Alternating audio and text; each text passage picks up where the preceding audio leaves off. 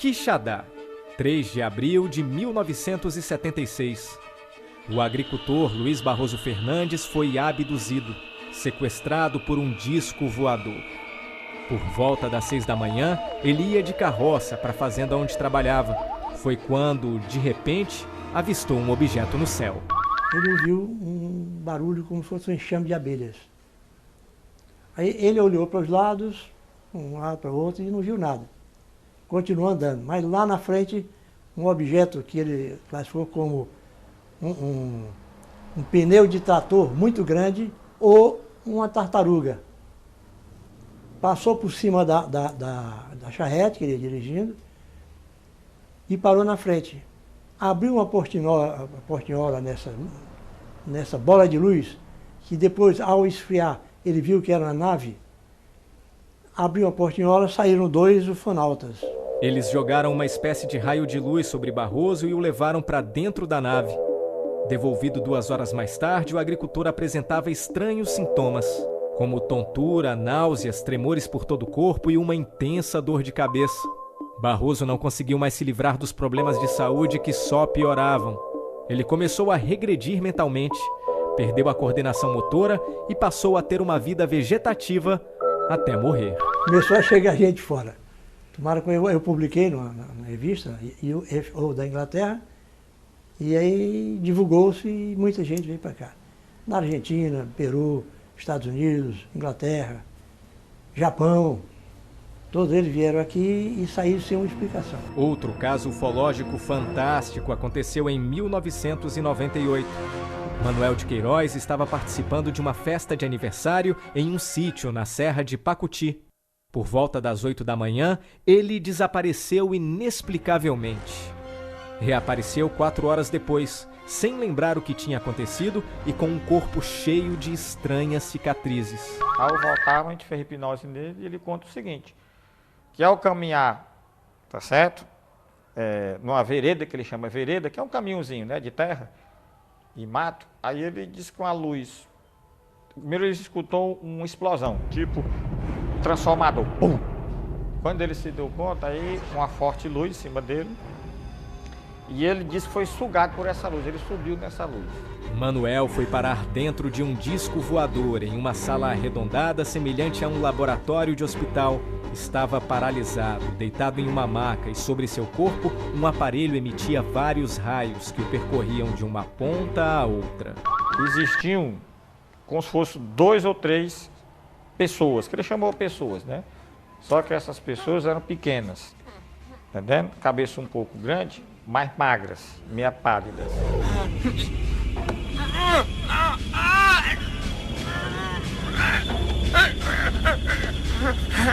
Quem nos conta essas histórias bizarras são os 2 ufólogos mais conhecidos do Ceará. Este é Reginaldo de Ataíde, cearense, 72 anos. É um dos ufólogos mais respeitados do Brasil, estuda o fenômeno há 48 anos. Ataíde é o presidente do Centro de Pesquisas Ufológicas do Ceará. Além disso, é jornalista, co-editor da revista Fenômeno e UFO e já publicou 4 livros sobre o assunto. Então você já está satisfeito com as pesquisas que você fez? Comparado com os outros pesquisadores, o nosso centro de pesquisa é o primeiro do Brasil. Este outro ufólogo que também garante a veracidade dos discos voadores é José Agobar Peixoto. Ele é professor aposentado da Universidade Federal do Ceará e presidente da Associação dos Ufólogos Independentes do Brasil. Agobar estuda os discos voadores há 40 anos e possui uma vasta documentação acerca dessas estranhas máquinas voadoras. Talvez os melhores casos do Brasil, nesses últimos 10 anos, tenham ocorrido aqui. E a importância disso é que é documentado. O nascimento da ufologia cearense se confunde com o surgimento do Centro de Pesquisas Ufológicas do Ceará. O instituto foi fundado em 1959, após uma experiência insólita vivenciada por Reginaldo de Ataíde.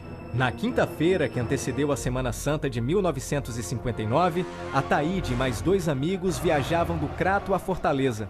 Por volta das 8h30 da noite, o motor do jipe parou de funcionar repentinamente.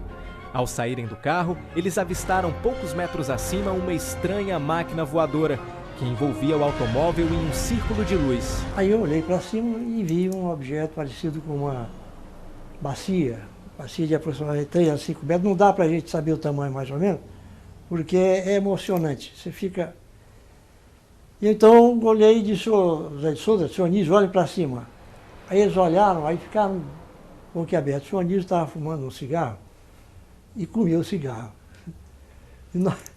Então, e o outro ficou, retrovade Satanás, retrovade Satanás. Isso é coisa do cão, né? E eu fiquei pasmo, né? Olhando aquele negócio. Eu tinha terminado o científico, ia fazer o vestibular. Aí fiquei olhando assim, e troço impressionante, não se falava em disco voador naquele tempo. Quando o OVNI desapareceu, o carro voltou a funcionar e os três prosseguiram viagem. Ao chegarem a Quixaramubim, algumas pessoas estavam nas ruas olhando uma luz que fazia evoluções no céu. Chegando lá na frente, encontramos o Dr. Ponte Neto, médico cirurgião, uma parente da Raquel de Queiroz, mais 2 pessoas, 3 pessoas, olhando as evoluções de uma bola de luz.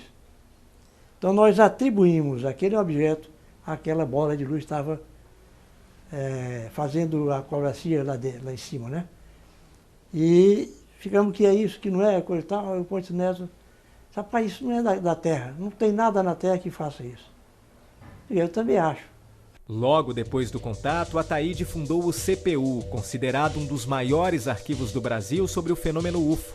O centro reúne 312 associados, dos quais 11 realizam pesquisas de campo e já tiveram algum contato com extraterrestres. Era uma nave bem grande, talvez assim uns 8 metros de diâmetro, né? Eu olhando assim para ela e vi que era uma nave, fiquei gelado ali, colado mesmo na areia. Quando eu desci até a calçada, tá entendendo? Aí a nave se afastou um pouco, né? Ela afastou e saiu um cone de luz de dentro. Fez... Eu vi tudo que estava dentro daquela luz, formiguinha, tá entendendo? As formigas até cresceram, tá entendendo? Dentro dessa luz. Eu vi as pedrinhas, tudinho, as formigas andando, e aquela coisa, eu fiquei admirado, olhei para aquilo ali e de repente, quando eu estava debaixo da nave, quase debaixo. De repente, tá entendendo? Ela apaga tudo e some.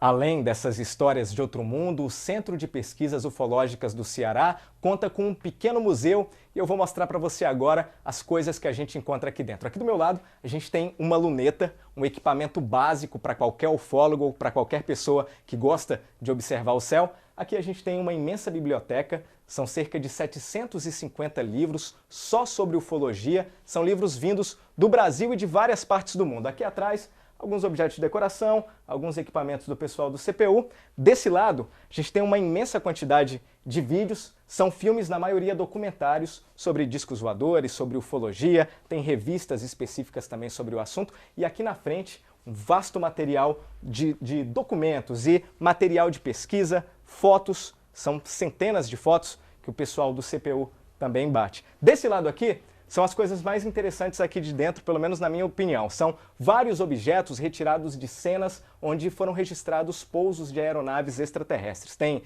pedaços de madeira, tem pedaços de rocha, tem até água, enfim, são coisas retiradas de cenas onde foram registradas naves. E o mais impressionante, o mais interessante que a gente tem aqui, são esses 2 pedacinhos de metal que os ufólogos aqui do CPU juram ser fragmentos de discos voadores. O número de casos envolvendo UFOs no Ceará é realmente impressionante. Agobar garante que, além de quantidade, existem muitos casos de qualidade, com fotos, filmagens e outros tipos de evidências. Eu pesquisei uma menina jovem, de seus 18, 19 anos, onde ela foi, os ETs entraram lá, possivelmente no apartamento dela, e fizeram um trabalho desse de colher algum material biológico. Já o Centro de Pesquisas Ufológicas do Ceará tem 3.418 casos catalogados em 48 anos de atuação. Na opinião de Ataíde, o nosso estado não é um privilegiado em ocorrências ufológicas. Os milhares de casos catalogados têm mais a ver com uma boa quantidade de ufólogos atuantes. Os pesquisadores cearenses é que são mais ativos do que os outros pesquisadores. A maioria dos pesquisadores de fora, eles usam o computador. Eles ficam atrás da máquina, do computador, pegando as informações que vêm de outros estados ou de outros pesquisadores, na maioria deles rapazinhos, e que inventam histórias e lançam na mídia. E Fortaleza é uma das cidades onde mais aparecem discos voadores, pelo menos de acordo com o professor Agobar. Ele já pesquisou cerca de 50 bons acontecimentos ufológicos na capital. Os motivos que atraem os discos voadores à Fortaleza seriam a posição geográfica da cidade e as grandes construções. Tem surgido nessa área construções grandes, né? Metais que refletem muita luz. Então, o Mucuri tem essa ponta, né? Quem está lá de cima, né, vê essa saliência, né? Tá entendendo? Mais proeminente do que outras. E isso talvez chame a atenção. Cuidado, isso é uma ideia. Eu não posso dizer que isso é real, tá certo? Mas eu acho que é um fator geográfico. Já Reginaldo de Ataíde supõe que a explicação para os fenômenos ufológicos verificados em Fortaleza estaria na presença de um corredor Bavick. E é aqui na Praia do Futuro, viu, gente? Lá em cima, no céu da Praia do Futuro, existe uma entrada para um corredor Bavick.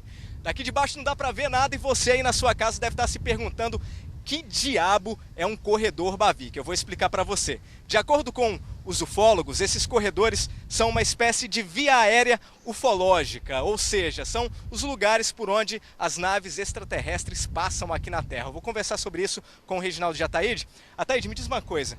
Na verdade, queria que você explicasse um pouquinho para a gente o que são esses corredores Bavick. Corredores Bavick foi um processo criado por Aimé Michel, francês, trabalhando nos Estados Unidos, que pontuava todos os locais onde os UFOs aterrissavam. Aí ele chegou à conclusão de que existia uma rota pré-determinada para que eles entrassem no Brasil e seguissem um certo itinerário. Em Fortaleza, aliás, no Brasil, a entrada principal do corredor Bavick é aqui na Praia do Futuro. Daqui eles passavam direto até Ponta Porã. E as subvias aéreas, ou seja, subcorredores Bavick, um se dirigia até a cidade de Quixadá, Xaramobim, Senador Pompeu, e o outro entrava aqui para o lado de Pernambuco, para Rio Grande do Norte, Pernambuco, e entrava para o oceano. Não sabemos para onde eles se deslocavam. Se para alguma espaçonave, nave-mãe, qualquer coisa assim. E Ataíde, é verdade que por conta disso existe um grande número de avistamentos de discos voadores aqui na Praia do Futuro? Sim, o percentual é muito grande. Hoje já está mais aberto, já aparece mais em outros locais. Mas no tempo em que surgiu a teoria do corredor Bavick, aqui era um ponto de avistamento muito forte. Inclusive, hoje, agora, há poucos meses atrás, nós tivemos um fato de um UFO da Rasantes aqui na Praia do Futuro. Para saber se isso é verdade mesmo, a gente foi conversar com algumas pessoas que trabalham ou moram aqui na região da praia. Eu nunca percebi nada estranho, nem durante o dia, nem à noite. Nada diferente, não. Eu vejo algumas luzes lá no final do mar, bem no meio. E afinal de contas, o que querem os ETs que visitam o Ceará?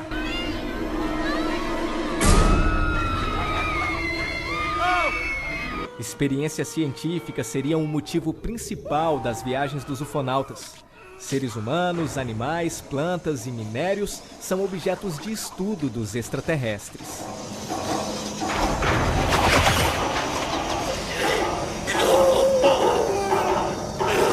O interesse deles é mais o quê? É material biológico das pessoas, né? Tá certo? A parte que chama genética, né? A parte, vamos dizer assim, da fauna, né? Tá certo? A parte biológica relativa a vegetais, né? Vegetação. E tem uma parte que é importante, que é o caso de Santa Quitéria e talvez Quixadá. A parte mineralogia, que também a serra que dá para Sobral. Um último fato revelado pelos ufólogos que chama bastante atenção são as chamadas ondas ufológicas. Mais ou menos de 10 em 10 anos, há um período onde a quantidade de casos é assustadoramente maior do que o normal. Pelos cálculos dos ufólogos cearenses, isso está prestes a acontecer. Nós estamos entrando num ciclo desse, porque nos últimos 4 ou 5 meses, foram avistados aqui no Ceará, principalmente, vários UFOs, inclusive filmados e fotografados.